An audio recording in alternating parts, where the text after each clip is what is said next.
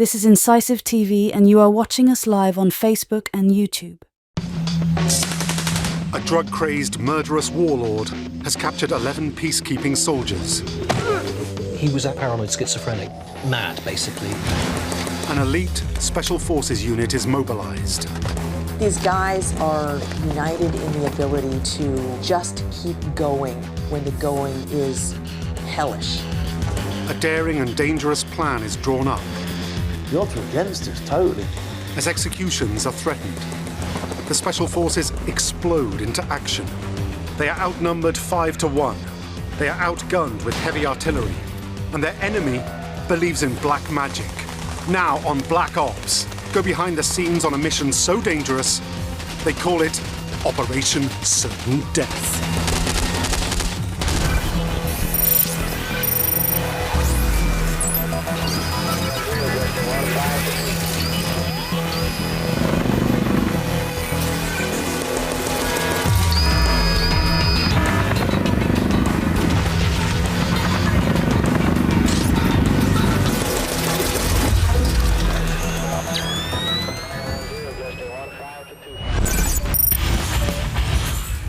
August 2000, Sierra Leone, a small war-torn nation on the West African coast.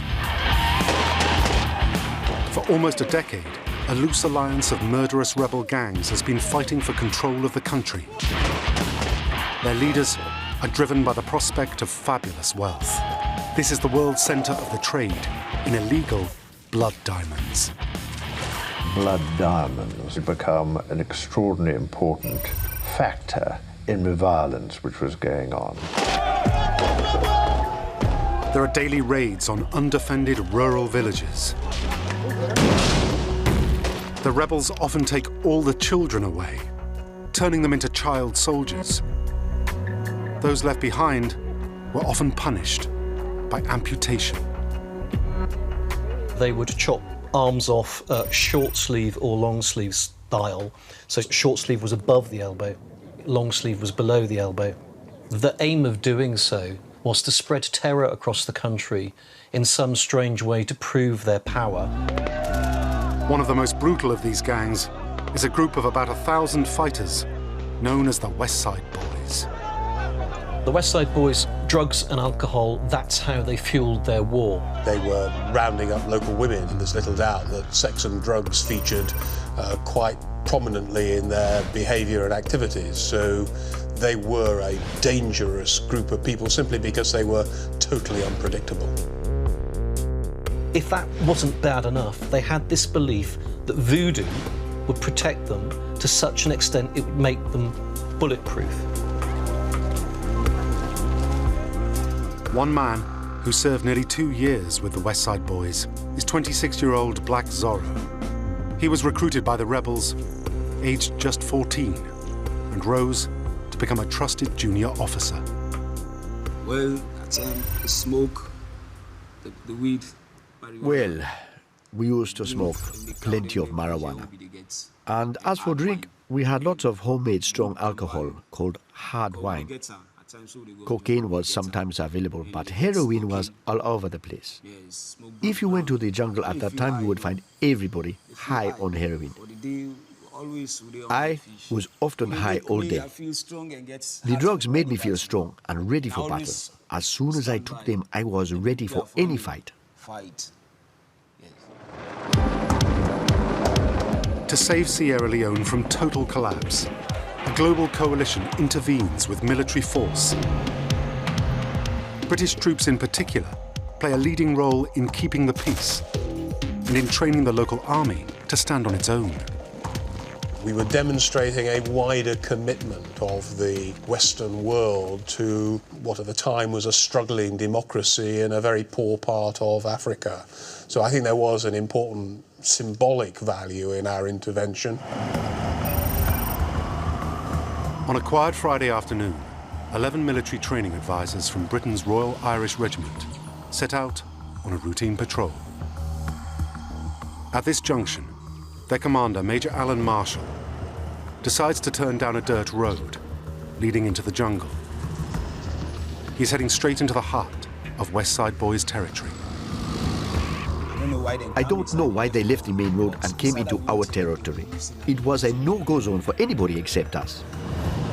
The unofficial reason may be that he was actually there with a mission to try and scope out what their forces were like, how powerful they were, what weapons they were armed with, and what they would be like as a fighting force to come up against.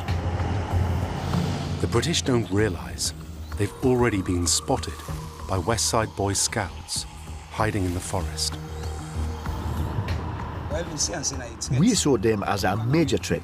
They came to our camp without authorization. We didn't know their intentions, and we thought they were here to spy on us. So we couldn't just let them leave.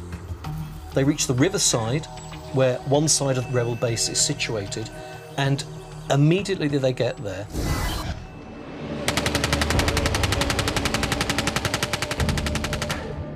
they're surrounded by what can only be described as a seething, screaming mob of West Side Boys. Heavily outnumbered and with no means of escape, the soldiers are forced to surrender. It's very clear very quickly that this is not a friendly situation. The well-trained, well-armed soldiers are taken prisoner by this crazed mob of drugged-out jungle gangsters.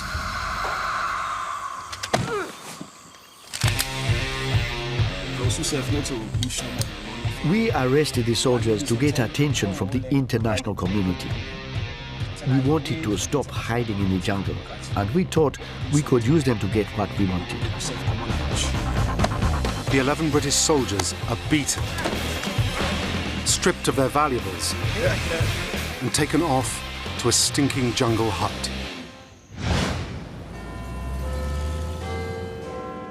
At the Ministry of Defence headquarters in London, news of the missing soldiers reaches Britain's Chief General. We weren't quite sure just how serious it was to start with. I knew about the West Side Boys. I'd been to Sierra Leone, I'd been briefed about them, but I wasn't quite sure what they would do.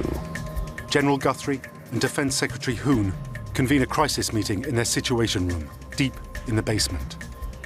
The problem was, how were we going to get these people who'd been kidnapped, who were in tremendous danger of either being tortured, killed, or split up around Sierra Leone? So there was a real urgency about this.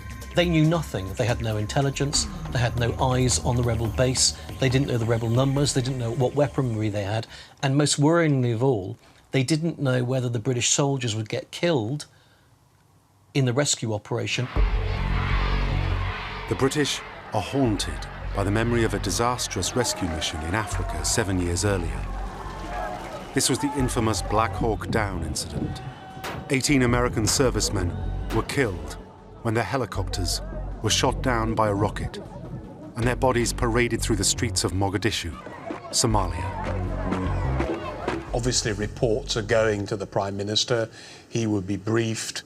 And I remember him saying, well, is this very dangerous? I said, yes, very dangerous. Are people likely to be killed? I said, almost certainly. Terrified of the fallout from a failed rescue, the British government decides to try to negotiate for the hostages' release. I was perfectly content for negotiations to be begun, but I have to say in the background as well, we were always preparing to take military action to release them. If negotiations fail, there will be no choice but to take the hostages back by force. 3 days into the crisis, a team of specialist negotiators from Scotland Yard arrive in Africa. They will try to peacefully secure the hostages' release. Leading the talks on the rebel side is their commander, a 24-year-old warlord calling himself Brigadier General Fode Calais. Calais was paranoid schizophrenic. He was certainly very paranoid and very deluded. Fode Calais was the best commander we had. He was a skilled soldier and he led from the front. He was so deluded to the extent that he believed his rebel group had the power to, for example, force the British out of Sierra Leone Everybody knew that when he gave orders, you had to follow them because he took responsibility for all his soldiers. At his first meeting with the negotiators, Calais makes a rambling series of demands. These range from simply wanting an amnesty for the West Side boys to outrageously insisting all British leave the country. Most insanely of all, Calais himself wants to be named president of Sierra Leone. In some cases, it will be quite apparent from an early situation that the prospect of a successful negotiated solution with the victims coming out unharmed is low. That may be a factor of history of the group, the demands and the nature of the demands that are being made, the political ideology. It may be from a range of factors that you can make that judgment. The negotiators are walking a dangerous tightrope. Calais' demands can never be met, but the team must make him believe they might. The hope is that as long as he keeps talking, the hostages will be kept alive. Clearly they didn't wish to kill them at the outset, and they saw some value in them, and that's why they kept them alive. So that was the good news. The bad news in this situation is the unpredictability and the volatility. So in the blink of an eye, you can move from a situation where you have stable, well-treated hostages to them being killed. To confirm that the hostages are being well treated, the negotiators insist on meeting with Major Marshall, the patrol leader, in person. Calais agrees. It's a decision he will come to regret. Major Marshall, the man who was in charge of the British patrol, had been captured. He recognised in these meetings an opportunity to pass over some vital intelligence in a clandestine fashion to the British side. The people who'd been abducted here were professional military people. They foresaw where this was going. What he had done is, during the various walkabouts that the rebels had proudly given them of the base, saying, there is our anti-aircraft weapons and there are our mortars and these kind of things, during those walkabouts, Major Marshall had noted down every single defence that he could see. Back in their room where they were locked in captivity, he had drawn up a detailed map of the rebel base, mapping out all the positions and all their strengths. And he'd taken that piece of paper, rolled it up very tightly and poked it inside a pen lid. When Major Marshall meets one of the men from Scotland Yard, they shake hands and make a secret exchange. If Calais spots what they are doing, it will be a disaster. But incredibly, the negotiator manages to put the object in his pocket without being noticed. I wouldn't characterise these as a highly professional group of hostage takers. The fact that they allowed that handshake allowed an exchange of intelligence. That was not a shrewd move on their part. It's an unexpected but crucial breakthrough. At last, the British have some intelligence to begin planning a rescue mission. And there is only one group that has skills to carry it out. Britain's legendary Special Forces unit, the SAS. They are the pioneers in the art of black ops, with a history stretching back as far as the Second World War. The SAS, the British Special Air Services, they're the special operations force that we modeled all of our special operations after. They set the model for the rest of us to follow. Through the years, they have constantly adapted and improved, playing a crucial role in every major British conflict, from the streets of Northern Ireland, to the polar wastes of the Falkland Islands, to the deserts of Iraq. The SAS are famous for being ready to fight in any environment and to carry out the missions with absolute secrecy. Go! Go, go, go! Small unit, just a few hundred people, the elite of the elite. They have to go through a brutal entry course to prove that they measure up. It washes the majority of the applicants out. Those that make it through the infamous selection procedure are honoured by having the SAS Wings and Dagger pinned or badged to their army berets. I joined the army to be a soldier and take up the duties that includes. And as a badged member of the SAS, that is about as pure as the driven snow as you can get in terms of soldiering. The SAS have two particular specialities. One is storming difficult targets. In London, in 1980, they famously rescued 19 hostages, breaking a terrorist siege of the Iranian embassy.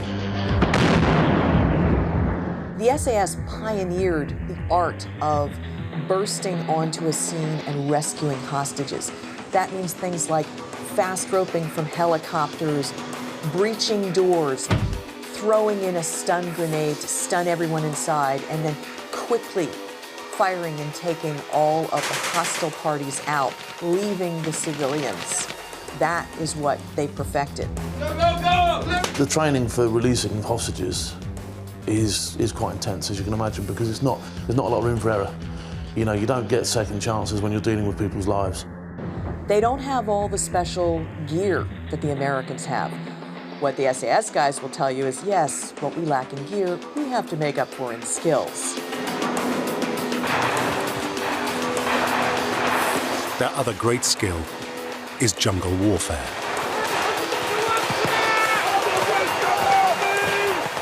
Jungle warfare is, in many people's eyes, one of the purest forms of fighting. You've got to really get atoned in with your surroundings. There's no open spaces, it's closed in, it's a tight environment, so it's on top of you. Now the unit was preparing to put both of these specialities into practice and start planning an audacious rescue using the smuggled map. The crisis has been dragging on for almost 7 days, but the negotiators continue to try and seek a peaceful settlement.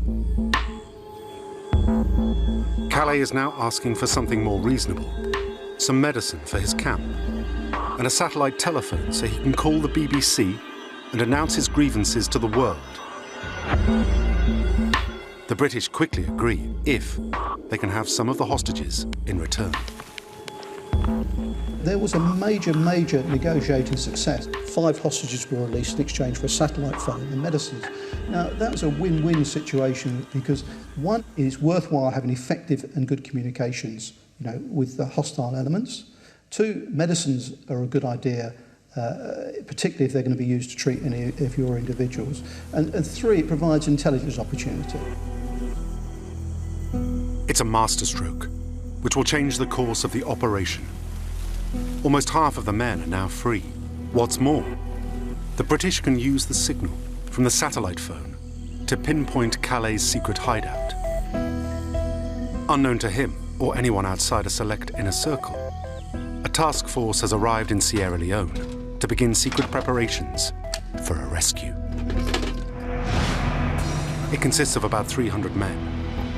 Most are from Britain's frontline airborne force, the Parachute Regiment, known to all in the British Army as simply the Paras. But they are merely there as support troops. The rescue itself will be handled by a 50-strong team from the Elite Special Air Service, the SAS, and about 20 colleagues from the British Royal Navy's own Special Forces unit, the SBS, or Special Boat Service. To avoid arousing any suspicion, their mission is given an innocuous codename, Operation Barras. I'm often asked, how on earth does Britain choose these rather curious names for its operation, in contrast to the United States that talks about Operation Freedom and has rather dramatic names for their military activities. And the answer is, I'm afraid, rather prosaic and probably very British, which is that we allow a computer to generate randomly names that are then, providing they're appropriate, allocated accordingly. With the tacit support of the Sierra Leone government, the men of Operation Barras establish a covert base just outside the capital. It wasn't until that we moved forward into Sierra Leone itself that the focus starts coming down. Then you start thinking, right, this is going to happen. Your kit's being packed as to what you want to take in with you. You're beginning to get a bit more intelligence. Briefing boards are going up. We need to be ready for it. The SAS start gathering as much intelligence as they can about the rebels and their jungle hideout. Their preferred plan is to send a small team upriver at night in SBS boats. Moving in total darkness and total silence, the rescue team can secretly enter the rebel camp, sneak into the hostage hut, and quickly escape with the prisoners, hopefully without a shot being fired. As the troops wait for the green light, they begin rehearsing for the mission. There was a floor plan built at the village so that you knew roughly how far you had to go, what your limits of your particular arcs were and that sort of stuff. An arc being where you can fire and where you can't fire. At the height of battle, it could become quite confusing as to who's where and who's doing what. But there is still no permission to mount the rescue. The final go can only come from Defence Secretary Geoff Hoon in London. The fate of the 6 remaining British hostages hangs in the balance. If a bargain cannot be struck for their lives, there will be an epic battle to free them. The Brits were cocky. We would give them orders and they would say, no, we won't accept your command. They were extremely stubborn, actually. Sometimes we would talk to them, tell them what to do, and they would ignore us. They really did not make life easy for themselves. Sometimes Calais would have to slap them around a bit to make them understand. He would shake them up and hit them hard. He had to treat them roughly, so they knew he was in charge. The key thing would be reading the mood music, whether it was positive or it's negative, in terms of their attitude, because the volatility is the key element in this, and whether they're going to behave in a rational and thoughtful sort of way, or whether they're escalating to a point where it's clearly never going to be resolved, amicably. Defence Secretary Geoff Hoon has still not authorised a full-scale rescue mission. But he has given the go-ahead for a secretive and highly dangerous operation. A 4-man SAS surveillance team stealthily enters the jungle. Their job is to provide more detailed intelligence about conditions in the rebel base. In the first place, they had to be inserted around the village. Actually, it meant that some of them spent several days in swamp, crawling through some of the most unpleasant conditions I think anyone could face. Moving and operating in total silence and advancing just a few feet each hour, the men slowly approach rebel territory, looking for a concealed position where they can see, but not be seen. That team was tasked with setting up an observation post, an OP. An OP, it's like a grave dug in the jungle floor. They know how to quietly get into a scene if necessary, whether it's marching into a jungle invisibly and sitting in an observation post under a tarp for 3 weeks, staring at a target so that nobody knows they're there. That's what they do. You dig a pit, you jump in the pit, you cover it with vegetation, and you lie there for as long as it takes to keep eyes on the base until either the mission is called in, and it happens, or the mission's called off and you withdraw. This kind of surveillance is another SAS speciality, and it takes incredible reserves of patience and skill.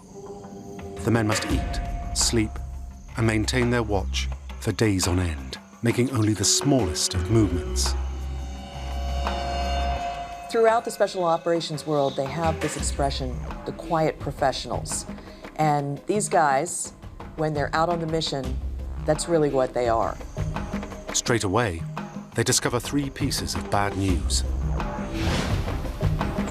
Firstly, the captives are no longer in the rebel base where they were first taken hostage. They have been moved across a wide river to a smaller camp, even deeper into the jungle. Second, the original plan for the assault along the river will not work.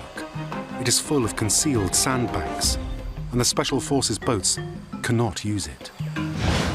On top of that, the jungle is so thick that an approach by land is also impossible. The only option is a full frontal assault by helicopter. If we'd have sneaked up and not fired a shot, taken everybody down without killing anybody, then that would have been the preferred option. As it was, it couldn't pan out that way. We couldn't get to them. We couldn't do it that way. So, you know, we had to go in and give them a bloody nose. The only helicopter up to the job